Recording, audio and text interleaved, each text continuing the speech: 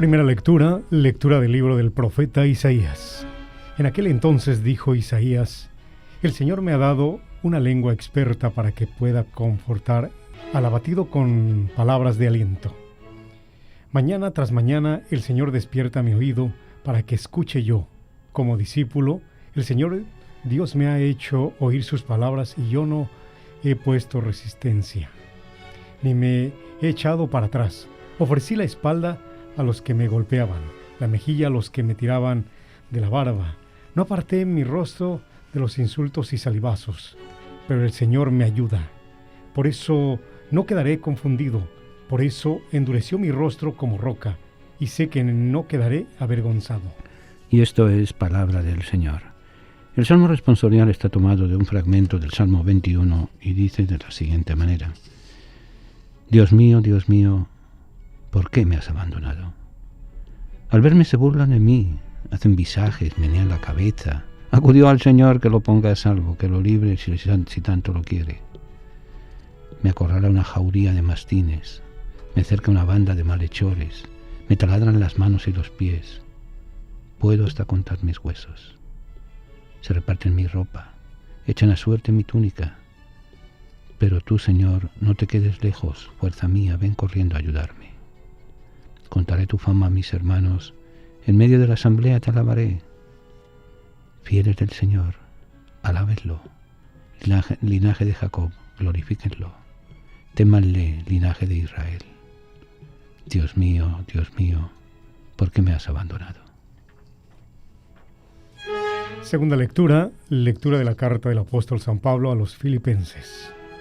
Cristo, siendo Dios, no consideró que debía aferrarse a las prerrogativas de la condición divina, sino que, por el contrario, se anonadó a sí mismo tomando la condición de siervo, y se hizo semejante a los hombres. Así, hecho uno de ellos, se humilló a sí mismo, y por obediencia aceptó incluso la muerte, una muerte de cruz. Por eso, Dios lo exaltó sobre todas las cosas, y le otorgó el nombre que está sobre todo nombre, para que al nombre de Jesús todos doblen la rodilla en el cielo, en la tierra y en los abismos, y todos reconozcan públicamente que Jesucristo es el Señor para gloria de Dios Padre. Y esto es palabra del Señor. Siguiendo la costumbre y la tradición, oficialmente Domingo de Ramos, el próximo domingo, estamos transmitiendo el jueves. El Domingo de Ramos se inicia siempre con la lectura del Evangelio de la Pasión del Señor, según el Evangelio que toca cada año. Este año estamos en el ciclo B, y tendremos la lectura de la Pasión según San Marcos. Pasión de nuestro Señor Jesucristo según San Marcos. Faltaban 2 días para la fiesta de Pascua y de los panes ácimos. Los sumos sacerdotes y los escribas andaban buscando una manera de apresar a Jesús a traición y darle muerte. Pero decían: no durante las fiestas, porque el pueblo podría amotinarse. Estando Jesús sentado a la mesa en casa de Simón el leproso en Betania, llegó una mujer con un frasco de perfume muy caro, de nardo puro. Quebró el frasco y derramó el perfume en la cabeza de Jesús.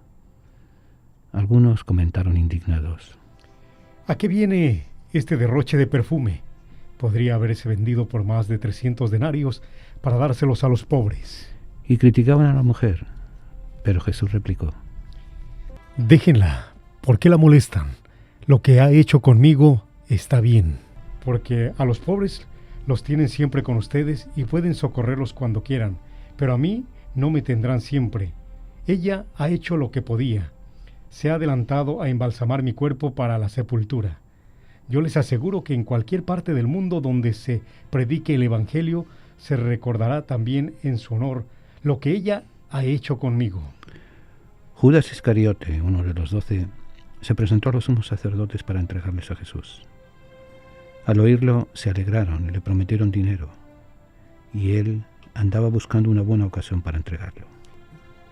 El primer día de la fiesta de los panes ácimos, cuando se sacrificaba el cordero pascual, le preguntaron a Jesús sus discípulos: ¿dónde quieres que vayamos a prepararte la cena de Pascua? Él les dijo a 2 de ellos: vayan a la ciudad, encontrarán a un hombre que lleva un cántaro de agua. Síganlo y díganle al dueño de la casa en donde entre: el maestro manda preguntar, ¿dónde está la habitación en que voy a comer la Pascua con mis discípulos? Él les enseñará una sala en el segundo piso, arreglada con divanes. Prepárenlo y preparen ahí la cena. Los discípulos se fueron. Llegaron a la ciudad, encontraron lo que Jesús les había dicho y prepararon la cena de Pascua. Al atardecer llegó Jesús con los 12. Estando a la mesa cenando, les dijo: Yo les aseguro que uno de ustedes, uno que está comiendo conmigo, me va a entregar. Ellos, consternados, empezaron a preguntarle uno tras otro: ¿Soy yo? Él respondió: Uno de los 12, alguien que moja su pan en el mismo plato que yo. El Hijo del Hombre va a morir, como está escrito, pero ay de aquel que va a entregar al Hijo del Hombre. Más le valiera no haber nacido. Mientras cenaban, Jesús tomó pan, pronunció la bendición, lo partió y se lo dio a sus discípulos diciendo: Tomen esto es mi cuerpo. Y tomando en sus manos una copa de vino, pronunció la acción de gracias. Se la dio, todos bebieron y les dijo: Esta es mi sangre, sangre de la alianza que se derrama por todos. Yo les aseguro que no volveré a beber del fruto de la vida hasta el día en que beba el vino nuevo en el reino de Dios. Después de cantar el himno, salieron hacia el monte de los olivos y Jesús les dijo: Todos ustedes se van a escandalizar por mi causa, como está escrito: heriré al pastor y se dispersarán las ovejas, pero cuando resucite iré por delante de ustedes a Galilea. Pedro replicó: Aunque todos se escandalicen, yo no. Jesús le contestó: Yo te aseguro que hoy, esta misma noche, antes de que el gallo cante 2 veces, tú me negarás 3. Pero él insistía: Aunque tenga que morir contigo, no te negaré. Y los demás decían lo mismo. Luego fueron a un huerto llamado Getsemaní, y Jesús dijo a sus discípulos: Siéntense aquí mientras hago oración. Se llevó a Pedro, a Santiago y a Juan, empezó a sentir terror y angustia y les dijo: Tengo el alma llena de una tristeza mortal. Quédense aquí velando. Se adelantó un poco, se postró en tierra y pedía que, si era posible, se alejara de él aquella hora. Decía: Padre, tú lo puedes todo, aparta de mí este cáliz, pero que no se haga lo que yo quiero, sino lo que tú quieres. Volvió a donde estaban los discípulos y al encontrarlos dormido, dijo a Pedro: Simón, ¿estás dormido? ¿No has podido velar ni una hora? Velen y oren para que no caigan en la tentación. El espíritu está pronto, pero la carne es débil. De nuevo se retiró y se puso a orar, repitiendo las mismas palabras. Volvió y otra vez los encontró dormidos porque tenían los ojos cargados de sueño. Por eso no sabían qué contestarle. Él les dijo: Ya pueden dormir y descansar. Basta. Ha llegado la hora. Miren que el Hijo del Hombre va a ser entregado en manos de los pecadores. Levántense. Vamos. Ya está cerca el traidor. Todavía estaba hablando cuando se presentó Judas, uno de los 12, y con él gente con espadas y palos enviada por los sacerdotes, los escribas y los ancianos. El traidor les había dado una contraseña diciéndoles: Al que yo bese, ese es. Deténganlo y llévenselo bien sujeto. Llegó, se acercó y le dijo: Maestro. Y lo besó. Ellos le echaron mano y lo apresaron. Pero uno de los presentes desenvainó la espada y de un golpe le cortó la oreja a un criado del sumo sacerdote. Jesús entonces tomó la palabra y les dijo: Salieron todos ustedes a apresarme con espadas y palos, como si se tratara de un bandido. Todos los días he estado entre ustedes, enseñando en el templo, y no me han apresado, pero así tenía que ser para que se cumpliesen las Escrituras. Todos lo abandonaron y huyeron. No iba siguiendo un muchacho envuelto nada más que con una sábana, y lo detuvieron. Pero él soltó la sábana y se les escapó desnudo. Condujeron a Jesús a casa del sumo sacerdote y se reunieron todos los políticos, los escribas y los ancianos. Pedro lo fue siguiendo de lejos hasta el interior del patio del sumo sacerdote y se sentó con los criados cerca de la lumbre para calentarse. Los sumos sacerdotes y el Sanedrín en pleno buscaban una acusación contra Jesús para poderlo condenar a muerte y no la encontraban. Pues aunque muchos presentaban falsas acusaciones contra él, los testimonios no concordaban. Hubo uno que se pusieron de pie y dijeron: Nosotros lo hemos oído decir, yo destruiré este templo edificado por hombres, y en 3 días construiré otro, no edificado por hombres. Pero ni aun en esto concordaba su testimonio. Entonces el sumo sacerdote se puso de pie y le preguntó a Jesús: ¿No tienes nada que responder a todas estas acusaciones? Pero él no respondió nada. El sumo sacerdote volvió a preguntarle: ¿Eres tú el Mesías y el Hijo de Dios bendito?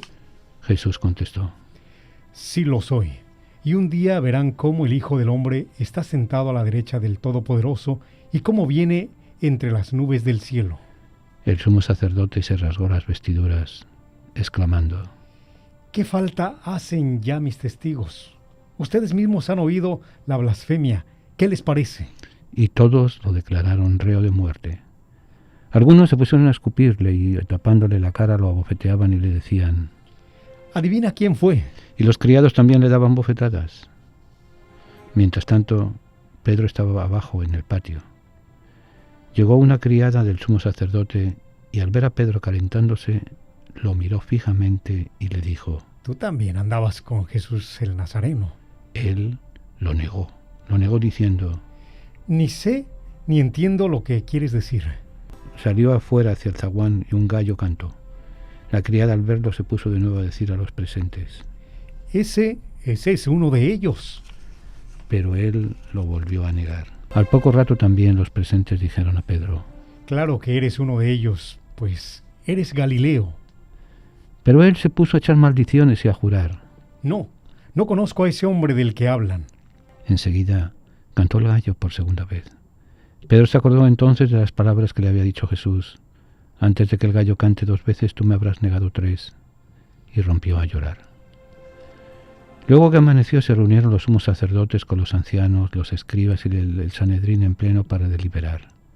Ataron a Jesús, se lo llevaron y lo entregaron a Pilatos. Este les preguntó: ¿Eres tú el rey de los judíos? Él respondió: Sí lo soy. Los sumos sacerdotes lo acusaban de muchas cosas. Pilatos le preguntó de nuevo: No contestas nada. Mira de cuántas cosas te acusan. Jesús ya no le contestó nada, de modo que Pilatos estaba muy extrañado. Durante la fiesta de Pascua, Pilatos solía soltarles al preso que ellos pidieran. Estaba entonces en la cárcel un tal Barrabás con los revoltosos que habían cometido un homicidio en un motín. Vino la gente y empezó a pedir el indulto de costumbre. Pilato les dijo: ¿Quieren que le suelte al rey de los judíos? Porque sabía que los sumos sacerdotes se lo habían entregado por envidia. Pero los sumos sacerdotes incitaron a la gente para que pidieran la libertad de Barrabás. Pilato les volvió a preguntar: ¿Y qué voy a hacer con el que llaman rey de los judíos? Ellos gritaron: Crucifícalo. Pilato les dijo: Pues ¿qué mal ha hecho? Ellos gritaron más fuerte: Crucifícalo. Pilatos, queriendo dar gusto a la multitud, le soltó a Barrabás, y a Jesús, después de mandarlo azotar, lo entregó para que lo crucificaran. Los soldados se lo llevaron al interior del palacio, al pretorio, y reunieron a todo el batallón.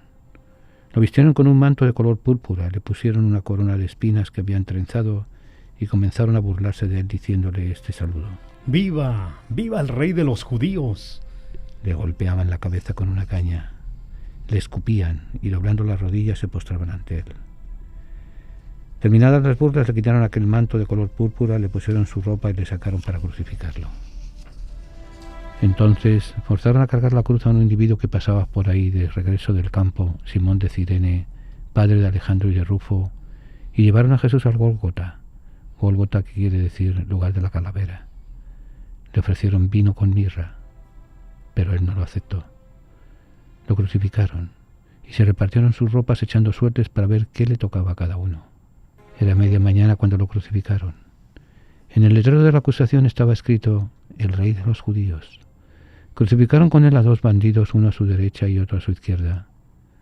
Así se cumplió la escritura que dice: fue contado entre los malhechores. Los que pasaban por ahí lo injuriaban meneando la cabeza gritándole: Anda tú que destruías el templo y lo reconstruías en 3 días. Sálvate a ti mismo y baja de la cruz. Los sumos sacerdotes se burlaban también de él y le decían: Has salvado a otros, pero asimismo no se puede salvar. Que el Mesías, el Rey de Israel, baje ahora de la cruz para que lo veamos y creamos. Hasta los que estaban crucificados con él también lo insultaban. Y dando un fuerte grito, Jesús expiró. Al llegar al mediodía, toda aquella tierra se quedó en tinieblas hasta las 3 de la tarde, y a las 3 Jesús gritó con voz potente: Eloí, Eloí, lema sabactani, que significa: Dios mío, ¿por qué me has abandonado? Algunos de los presentes al oírlo decían: miren, está llamando a Elías. Uno corrió a empapar una esponja en vinagre, la sujetó a un carrizo y se lo acercó para que bebiera, diciendo: vamos a ver si viene Elías a bajarlo. Pero Jesús, dando un fuerte grito, expiró. Entonces el velo del templo se rasgó en dos, de arriba abajo. El oficial romano que estaba frente a Jesús, al ver cómo había expirado, dijo: de veras este hombre era hijo de Dios. Había también allí unas mujeres que estaban mirando todo desde lejos, entre ellas María Magdalena, María, la madre de Santiago el menor, de José y Salomé, que cuando Jesús estaba en Galilea lo seguían para atenderlo. Y además de ellas otras muchas que habían venido con él a Jerusalén. Al anochecer, como era el día de la preparación, víspera del sábado, vino José de Arimatea, miembro distinguido del Sanedrín, que también esperaba el reino de Dios. Se presentó con valor ante Pilato y le pidió el cuerpo de Jesús. Pilato se extrañó de que ya hubiera muerto, y llamando al oficial le preguntó si hacía mucho tiempo que había muerto. Informado por el oficial, concedió el cadáver a José. Este compró una sábana, bajó el cadáver, lo envolvió en la sábana y lo puso en un sepulcro excavado en una roca y tapó con una piedra la entrada del sepulcro. María Magdalena y María, la madre de José, se fijaron donde lo ponían. Y esto es palabra del Señor.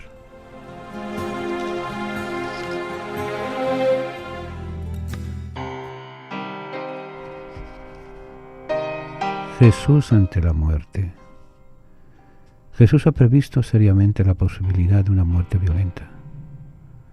Quizá no contaba con la intervención de la autoridad romana, ni mucho menos con la crucifixión como último destino más probable. Pero no se le ocultaba la reacción que su actuación estaba provocando en los sectores más poderosos. El rostro de Dios que presenta deshace demasiados esquemas teológicos y el anuncio de su reinado rompe demasiadas seguridades políticas y religiosas. Sin embargo, nada modifica su actuación. No elude la muerte, no se defiende, no emprende la huida, tampoco busca su perdición. No es Jesús el hombre que busque su muerte en actitud suicida. Durante su corta estancia en Jerusalén se esfuerza por ocultarse y no aparecer en público. Si queremos saber cómo vivió Jesús su muerte, hemos de detenernos en dos actitudes fundamentales que dan sentido a todo su comportamiento final. Toda su vida ha sido desvivirse por la causa de Dios y el servicio liberador a los hombres. Su muerte sellará ahora su vida. Jesús muere por fidelidad al Padre y por solidaridad con los hombres. En primer lugar, Jesús se enfrenta a su propia muerte desde una actitud de confianza total en el Padre. Avanza hacia la muerte convencido de que su ejecución no podrá impedir la llegada del reino de Dios, que sigue anunciado hasta el final. En la cena de despedida, Jesús manifestó su fe total en que volverá a comer con los suyos la Pascua verdadera, cuando se establezca el reino definitivo de Dios, por encima de todas las injusticias que podamos cometer los seres humanos.